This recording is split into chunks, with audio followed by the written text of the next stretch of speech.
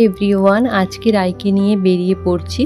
তো রাই তো এসেছে ওর মামা বাড়িতে, আর রাইকে নিয়ে ভাবলাম ওর পাপা যেহেতু বাড়িতে নেই, ওর পাপা বলেছিল যে ওকে নিয়ে একটু নদী পাড় থেকেই ঘুরে এসো, কারণ ও তো থাকলে প্রায় আমরা বেরোই, তো ও যেহেতু নেই আর বোনেরও অফডে ছিল তাই বেরিয়ে গেলাম। আর দেখো এখানে এসে পৌঁছতে রায়ের কিন্তু চোখ পড়ে গেছে সুইট কর্নের দিকে, কারণ ওর পাপা এলে এই খাবারটা ওকে খাইয়ে থাকে, তো ওটাই মানে ভীষণ ওর পছন্দ, ওর খুবই ফেভারিট এই খাবারটা।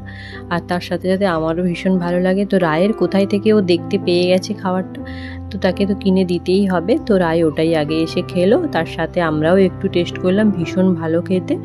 তো খেতে খেতে দেখো নদীর পাড়ে বাতাস খেতে খেতে রাইকে নিয়ে যাচ্ছি পার্কের দিকে। তো একসাথে নদী পাড়ও দেখা হলো, তার সাথে পার্কেও রায়ের একটু টাইম কাটলো। তো সেই জন্য আর রাই এখন মানে একা হাঁটতে ভালো মতোই শিখে গিয়েছে, তো তাই ওকে নিয়ে রাস্তায় বেরোতে অসুবিধে হয় না। তবে মাঝে মধ্যে একটু জেদ বায়না তো করেই থাকে, যেহেতু ওর বয়সটা এখন অনেকটাই কম, তো ও তো আর আমাদের মতো অত হাঁটা দৌড়ো করতে পারবে না। তো যেটুকু পারে অন্যান্যদের তুলনায় আমি তো বলবো অনেকটাই হাঁটতে পারে। তো ও একা একা হেঁটেই কিন্তু অনেকটা পথ মানে পার্কের কাছাকাছি গিয়েছে একদম নদী পাড় থেকে। তো তারপরে ওখানে গিয়ে অনেকটাই খেলা করছিল, বেশ মজাও করলো।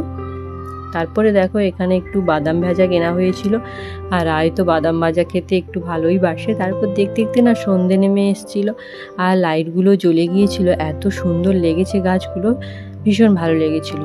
আর নদী পাড়ে যাবো চা খাবো না তা কি কখনো হয়, তাই একটা গরম গরম চাও নিয়ে নিয়েছিলাম। তারপরে ওখান থেকে বেরিয়ে মোমো খেয়ে আমরা বাড়ি চলে এসেছিলাম, বেশি রাত করিনি যেহেতু রায় সঙ্গে ছিল।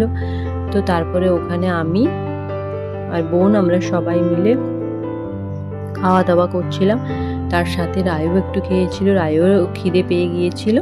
তো ওখান থেকে খাওয়া দাওয়া করে বাড়ি চলে এলাম। ব্লগটা আর বেশি বড় করলাম না।